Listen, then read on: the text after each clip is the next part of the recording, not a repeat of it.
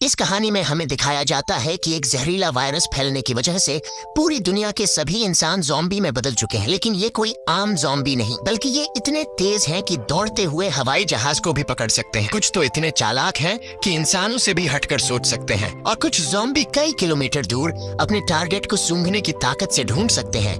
लेकिन इस खतरे से घिरी हुई दुनिया में अब सिर्फ 2 ही इंसान जिंदा बचे हैं। क्या ये दोनों सरवाइव कर पाएंगे या नहीं, जानते हैं आज की इस वीडियो में। कहानी की शुरुआत में हम एक लड़के को देखते हैं जो अपने कमरे में बैठकर टीवी पर कार्टून देख रहा होता है कि तभी अचानक टीवी का सिग्नल चला जाता है और स्क्रीन पर एक इमरजेंसी रिपोर्ट आने लगती है। ये खबर उस लड़के की मुस्कुराहट छीन लेती है। टीवी में बताया जाता है कि दुनिया भर में एक बहुत ही जहरीला वायरस फैल गया है, जिससे इन्फेक्टेड लोग कुछ मिनटों के अंदर भयानक ज़ॉम्बी जैसे बन जाते हैं। ये वायरस बहुत तेजी से फैलता है और पूरी दुनिया इस वायरस की चपेट में आ चुकी है। टीवी में बताया जाता है कि जो भी ये खबर सुन रहा है वो जल्दी से खुद के लिए कोई सेफ जगह देख ले। लड़का ये सब देख ही रहा होता है कि अचानक ऊपर के कमरे से अजीब तरह की आवाज आती है। वो आवाज सुनकर लड़के के गले में सांसें अटक जाती हैं। लड़का धीरे धीरे ऊपर जाकर देखता है तो पता चलता है कि ये उसकी बड़ी बहन का मजाक था। उसके बाद ये दोनों लड़के अपनी माँ के कमरे की तरफ जाते हैं और वहाँ जाकर ये देखते हैं कि उनकी माँ बहुत परेशान है। वो अपने हस्बैंड को फोन करके इस सिचुएशन के बारे में बताती है। उसका हस्बैंड जो एक पायलट है, वो अपने बच्चों और वाइफ को बताता है कि हर तरफ ये वायरस तेजी से फैल रहा है, इसलिए तुम सब घर पर मेरा इंतजार मत करो और जल्दी से किसी तरह करके इस शहर से दूर निकल जाओ। वो अपने बच्चों से कहता है कि परेशान मत हो, तुम्हें कुछ नहीं होगा, तुम्हारी माँ तुम्हें एक सेफ जगह में ले जाएगी। वो अपने हाथ में पहना हुआ लकी ब्रेसलेट अपने बच्चों को दिखाता है, जो कि ये ब्रेसलेट उसकी बेटी एबिगेल ने बनाया था। ये देखकर एबिगेल बहुत खुश हो जाती है। दूसरी तरफ उनकी माँ जल्दी जल्दी से सामान इकट्ठा कर रही होती है। तभी उन्हें बाहर से चिल्लाने की आवाजें सुनाई देने लगती हैं, इसलिए वो जल्दी से अपने दोनों बच्चों को लेकर घर से बाहर निकल आती है। जैसे ही वो कार में बैठने वाले होते हैं, अचानक एक ज़ॉम्बी उन बच्चों की माँ पर अटैक कर लेता है। डर के मारे एबिगेल जल्दी से कार के नीचे छुप जाती है और अपनी आंखों के सामने अपने छोटे भाई और माँ को ज़ॉम्बी के हाथों मरते हुए देखती है। वो ज़ॉम्बी उस छोटी बच्ची को देख नहीं पाता और वहाँ से चला जाता है। ये छोटी लड़की डर से कांप रही होती है कि तभी वो देखती है कि उसकी माँ भी एक ज़ॉम्बी बन चुकी है। लड़की की माँ अपनी बेटी को देखकर उसकी तरफ बढ़ने लगती है। इससे पहले कि वो अपनी बेटी को मार पाती, ठीक उसी समय पर एक अंकल फरिश्ते की तरह आकर एबिगेल की माँ को मार देता है और एबिगेल को बचा लेता है। थोड़ी देर बाद वो देखते हैं कि एबिगेल का छोटा भाई भी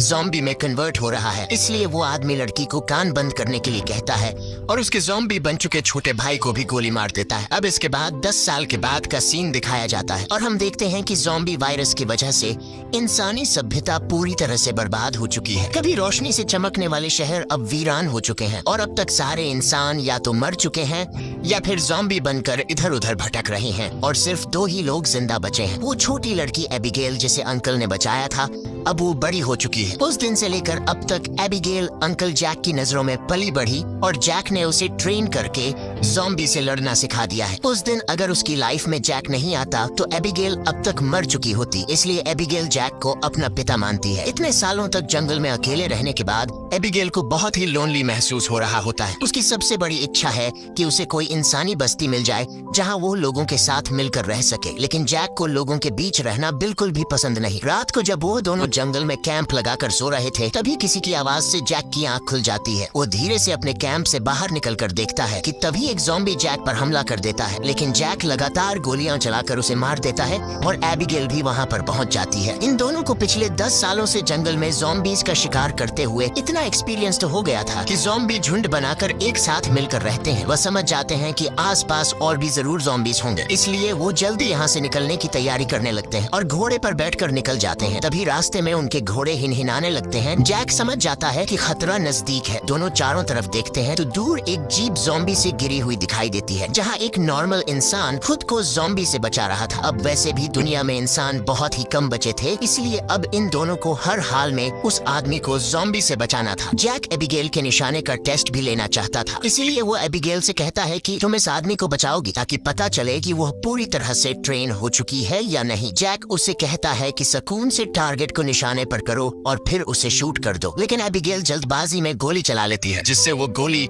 ज़ॉम्बी के साथ साथ उस सर्वाइवर को भी लग जाती है। ये देखकर जैक एबिगेल पर काफी गुस्सा करता है, जिसके बाद वो दोनों इंसान के पास जाते हैं। वो देखते हैं कि ये आदमी अब बच नहीं सकता, इसलिए जैक उसे खुद ही मार देता है ताकि अगर उसे ज़ॉम्बी ने काटा हो तो वो दोबारा जिंदा ना हो जाए और हमारे लिए खतरा न बने। उसके बाद वो दोनों उस मरे हुए आदमी की कार से जरूरत की सारी चीजें लेने लगते हैं। जैक मरे हुए आदमी के जूते ले लेता है और जैसे ही वह उन जूतों को पहनता है तभी वहाँ मरे हुए आदमी के और साथी भी आ जाते हैं और बहुत सारे हथियार बंद लोग उन्हें घेर लेते हैं। एक बंदा जब मरे हुए इंसान के जूतों को जैक के पैरों में देखता है तो उन्हें शक होने लगता है कि उन्होंने सामान लूटने के लिए उनके साथी को मारा है। जब ये लोग जैसे ही इन दोनों को मारने लगते हैं तभी एक प्रेग्नेंट लेडी कार से उतरती है और अपने साथियों से इन दोनों को छोड़ने के लिए कहती है। तभी काला घोड़ा फिर से इन्हें वार्निंग देता है और अगले ही पल दूर जंगल से तेज आवाजें आने लगती हैं। बहुत सारे ज़ॉम्बी तूफान की तरह चारों तरफ से उनकी ओर बढ़ने लगते हैं। वो लोग इतने तेज रफ्तार से आते हैं कि उन्हें भागने का मौका नहीं मिलता, इसलिए हथियार निकाल कर वही मुकाबला करते हैं। यहाँ सबके पास हथियार तो थे मगर ज़ॉम्बी की तादाद काफी ज्यादा थी, इसलिए वो एक एक करके ग्रुप के बहुत से लोगों को काट लेते हैं। बचे हुए लोगों के पास छुपने की कोई जगह नहीं होती और जल्द ही यह बहुत ही कम लोग बच जाते हैं। एक मजबूत आदमी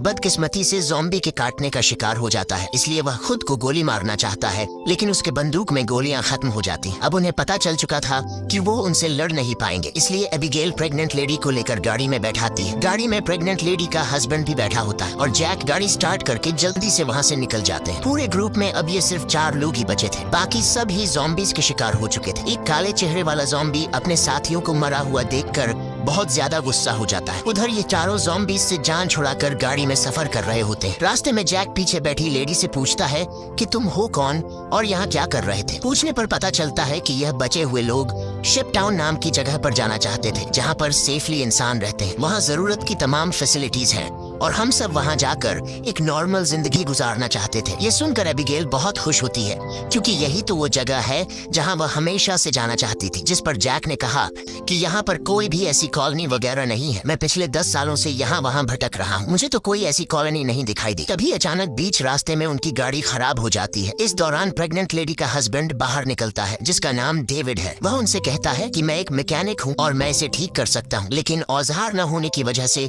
गाड़ी ठीक नहीं हो पाती, इसीलिए यह लोग गाड़ी को यहीं पर छोड़कर पैदल सफर करने लगते हैं। कई किलोमीटर सफर करने के बाद वह लोग एक वीरान सोसाइटी में पहुंच जाते हैं। यहाँ ऊंची इमारतें अभी भी खड़ी हैं, लेकिन हर तरफ मौत की शांति छाई हुई है। ये लोग सबसे पहले इस जगह की अच्छी तरह से जांच भी करते हैं। जब उन्हें कोई खतरा महसूस नहीं होता तो ये लोग रात यहाँ गुजारने का फैसला करते हैं। रात को वह लोग आग जलाकर खाना पकाते हैं। एबिगेल शिप टाउन नाम के उस जगह पर जाने के लिए बहुत बेताब थी। वह उस प्रेग्नेंट औरत से उस जगह के बारे में बातचीत करने लगती है। प्रेग्नेंट औरत उससे बताती है कि हमारा पहले से उस शिप टाउन में रहने वाले लोगों के साथ रेडियो पर कांटेक्ट हो चुका है। वह एक बहुत ही खूबसूरत जगह है जहां हम आजादी से रह सकते हैं। ये बातें सुनकर एबिगेल की आंखों में चमक उठी। दूसरी तरफ जैक बाहर चारों ओर जाल बिछा देता है ताकि अगर वह लोग सो भी जाए तो खतरा करीब होने पर फौरन पता चले। जैक अंदर आकर एक मैप निकालता है और सबको समझाता है कि वो मेगन और डेविड को कुछ दूर तक पहुंचाएगा और उसके बाद दोनों अलग अलग रास्ते पर चले जाएंगे। लेकिन एबिगेल जैक के इस फैसले से खुश नहीं थी।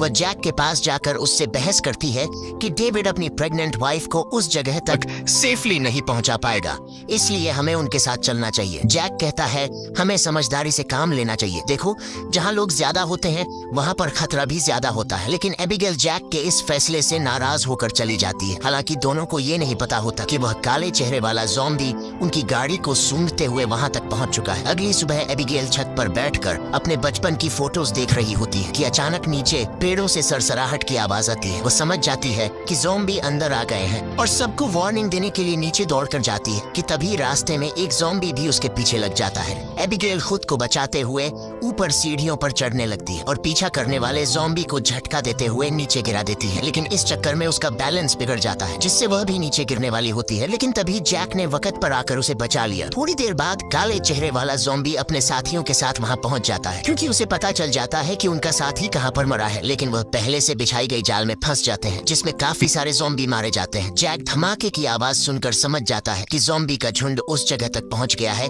जहां हम कल रात ठहरे थे और ज़ॉम्बी अभी तक उनका पीछा कर रहे हैं। लेकिन अच्छी बात ये थी कि ये लोग उस जगह को छोड़कर वहां से आगे निकल चुके थे। तभी रास्ते में एबिगेल को याद आता है कि थोड़ी दूर पर एक छोटा सा हवाई अड्डा है जहाँ पर मेरे फादर काम किया करते थे। शायद वहाँ कुछ हवाई जहाज बचे हों जिससे हम आसानी से शिप टाउन तक पहुँच सकते हैं। लेकिन जैक कहता है कि अगर हम एयरपोर्ट गए तो वह एक खुली जगह है और अगर वहाँ ज़ॉम्बीज ने घेर लिया तो वहाँ हमारे पास जान बचाने का कोई रास्ता नहीं होगा और मुश्किल है कि हमें वहाँ एरोप्लेन भी मिल जाए। लेकिन एबिगेल के बार बार कहने पर वह वहाँ जाने के लिए मान जाता है, जिसके बाद ये लोग एयरपोर्ट आ गए। लेकिन यहाँ पर कोई भी एरोप्लेन नहीं था। जैक कहता है, देखा, मैंने कहा था यहाँ पर कोई भी एरोप्लेन नहीं होगा। लेकिन जब वह लोग वहाँ पर एक छोटे से गराज में पहुँचते हैं तो गराज का दरवाजा खोलते ही लकीली वहाँ उन्हें एक छोटा एरोप्लेन मिल जाता है। ये देखकर ये लोग बहुत खुश हो जाते हैं क्योंकि अब उनका शिप टाउन तक पहुँचने का रास्ता आसान हो गया। लेकिन ये हवाई जहाज बहुत दिनों से इस्तेमाल नहीं हुआ था, इसलिए मैकेनिक डेविड कहता है कि उसे ठीक करने की जरूरत है। ज्यादा नहीं, मैं उसे 10 से 15 मिनट के अंदर ठीक कर दूंगा। जब तक डेविड एरोप्लेन को ठीक करता